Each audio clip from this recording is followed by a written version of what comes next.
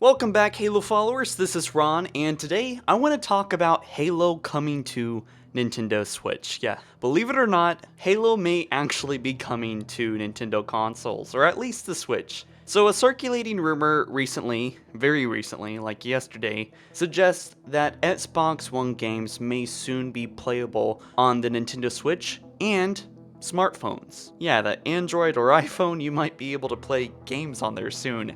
According to Game Informer and other sources, Microsoft will be bringing Ori and the Blind Forest and probably other small-scale indie games like that to the Nintendo eShop and probably the Xbox Game Pass as well. And although I would say it's kind of unlikely that Xbox games will come to smartphones, because I just can't see that actually happening, it may come to Nintendo Switch, and that's actually pretty likely. In fact, Xbox Game Pass may come to all consoles. There's actually a considerable amount of evidence that Microsoft will become a game streaming network instead of, well, whatever they are right now. Across tons of consoles, their games will be available, making a ton of Xbox games and first-party exclusives like Halo available on PlayStation, Switch, and smartphones. Now, it's no mystery, Xbox has been losing against PlayStation. I hate to admit it myself, but they're just not doing great here, and they have to do something, right? Also, the next two generation Xbox console names have been leaked, along with some data about them, so we're going to be talking about that at the end of the video. A while back, Microsoft actually announced that the Xbox Game Pass, which is a service that allows tons of games to be playable, will all have first-party play games on it, including Halo, Gears of War, Crackdown, and so on, only for $10 a month. That means Halo Infinite will be technically only $10 at launch, but then $10 every month after. Anywho, this makes sense because PlayStation has a similar service already named PlayStation Now, and since PlayStation is admittedly kicking butt with great exclusives, Microsoft has to, well, think outside the box and expand their horizons. At first, this doesn't seem like a great idea, but I could be wrong, right? Microsoft could be wrong, but this is their logic, I think, alright? This is how I would be thinking about it, alright? How many years have you owned your Xbox? How often have you paid for Xbox Live and the ability to play online? Probably a while. You know, for me, a very long time. I think 7 or 8 years, something like that. A very long time. No, longer, because I've been doing Halo Follower, so probably about 9 years I've been doing this. So if they bring Xbox Live over to Nintendo Switch, alright, think about it in terms of that. Alright, what if they, too, people that only played the Switch or only played PlayStation, were also tied to the Xbox Game Pass, or you could also say Xbox Live, right? Hell, could you imagine it going on the PS5, alright? Now this all seems very jarring at first, right? But this actually makes a lot of sense. Basically, Microsoft just wants to collect your money no matter where you play the games. They just want you to pay for the Xbox Game Pass that has all their exclusives on it. This is a service that could be available everywhere, the Xbox service. And this may make a lot more money than just selling Xbox consoles because, look, they can sell one Xbox console, even if it's for the high price of $500 like the Xbox One was at launch.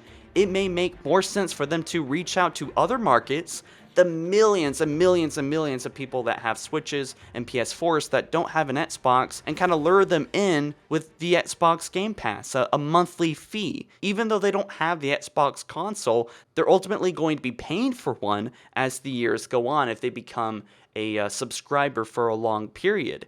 $10 a month may not seem a lot, especially when you sell out consoles, right? Saying that, okay, well, why do I need an Xbox? Why don't I just use the Xbox Game Pass?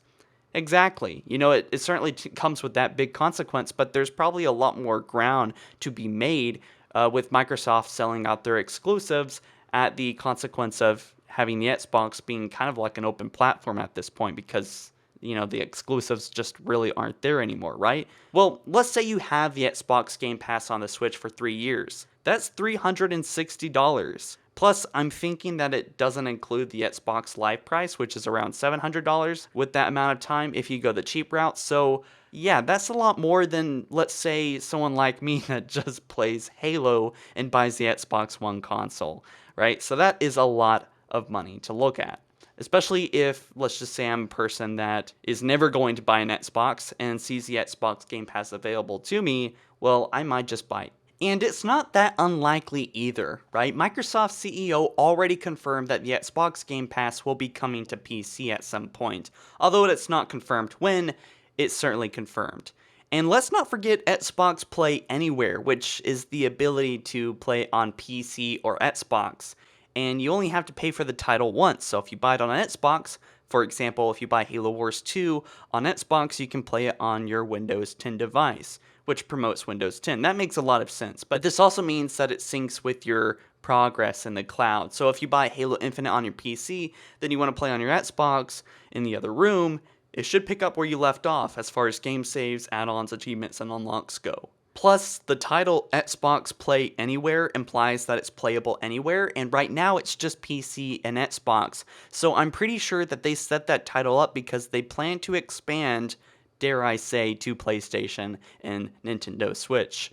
Also, Phil Spencer, head of Xbox, even said back in December's interview in 2018 with GameSpot that the Game Pass started on console, it will come to PC, and eventually it will come to every device. So yeah, I think Switch, the fact that it sold, I don't know, around 9 million consoles, I think that counts as one of the big devices it'll be coming to. I'd say it's pretty much confirmed. It's kind of bizarre to think that we already technically have a confirmation that Halo will be going on to Nintendo Switch. Well, anyway, earlier in 2018 at E3, it was also said by Phil Spencer that the future of Microsoft is a game streaming network. So I mean, that is basically a confirmation that this is happening. Now, I know some people might get flustered at the thought of their favorite franchise like Halo going elsewhere, especially on a console like Nintendo Switch that may seem like it's made for children. But quite frankly, I mean, games are made for everyone. I don't know about you, but I played Halo as a kid, and I don't see what's wrong about kids playing Halo. I mean, that's just the future generation. They're going to grow up and they're going to take over YouTube and take over the community here eventually, as we either grow on or, eventually meet them and they become our friends. It's not a big deal. And honestly, it's just the UI on the Switch that makes it look childish, and those annoying parental controls they finally took off with the Switch, but was always kind of there on the default. But I mean, if you have your doubts, I mean, there's games, M-rated games like Bayonetta 2, Skyrim, Binding of Isaac, Outlast 2, Attack on Titan 2, gory, bloody games meant for adults. Those games are available on the Switch, and honestly, Halo is not that gory. I mean, Halo would not be the most M-rated game on the Switch. Switch at this point is kind of mainstream, and boy, has it exploded in sales, alright? This is crazy to think about Microsoft actually going over there, alright? And I think Microsoft may actually do this because, well, look at how the Switch launched. I mean, it sold 8.7 million copies already. Could you imagine even just 5 or 10% of those people on the Switch that have no interest or intent to buy an Xbox One or an Xbox 2 or whatever we call the next gen actually buy the Xbox Game Pass? I mean, that's an untapped market right there. Seeing tons of Xbox games to be streamed on their console for just $10, it's a killing. So what does this all mean for Xbox? Well, it's really hard to say because, for one, this is just speculation, and we don't really know how far Microsoft will take this and what the catch, if you will be about all this, or if they'll raise the price of the Xbox Game Pass, or there'll be some kind of thing that pushes us back into the Xbox experience. But I mean, there's a lot of avid fans of the Xbox, and I really don't see it going anywhere.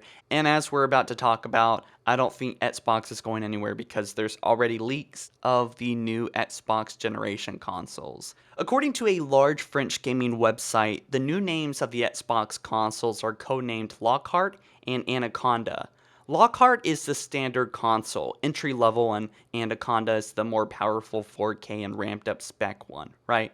Now, I'm not going to read out all the specs. I'll leave a link down if you want to check it out yourself, but basically, in a nutshell, they seem low, like the specs just don't look right for the next generation of gaming, especially with a 1 terabyte of space in them. But this makes sense because, well, a lot of people that bought the PS4, well, it was because it was $100 cheaper at launch. And a lot of gamers want just to get into the play space just to be able to buy the, the most recent coolest games out there, without having to put down $500, $600 like with the Xbox One. So with the Lockhart console here, it doesn't actually have a disc tray, and it probably will lack other functions, but it will probably be a like an Xbox console that will be kind of like a slimmer unit that's just meant for streaming games, right? It'll be just, right there to it. It'll just cut out all the unnecessary stuffs, probably, less USB drives and cutting out all the fancy features, and will just be a straight shooter, right? So if you just want to hop right into the Xbox experience, that's probably going to be the Lockhart console. And if you want to get the Anaconda, that'll probably be a bit beefed up, more version of the next Xbox console. So yeah, there we have it. There's not a whole lot of information, but that's the second rumor. So what do you guys think about all this? Do you think that Halo should go to the Switch and should expand its horizon and have the community maybe grow from it? Or do you think that wouldn't happen and that it shouldn't happen? Let me know what your thoughts are, why or why not, down in the comment section below. I want to hear it all. Might throw it up in a future Halo podcast. Well, anyways, guys, thank you so much for watching. And be sure to drop this video a like if you ended up enjoying, and subscribe. If you're wondering why I'm a little bit off, I am freaking tired, but I wanted to stay up and make this video for you guys, so here it is. Alright, let me know your thoughts down below, and I'll see you in the next one, guys. Peace.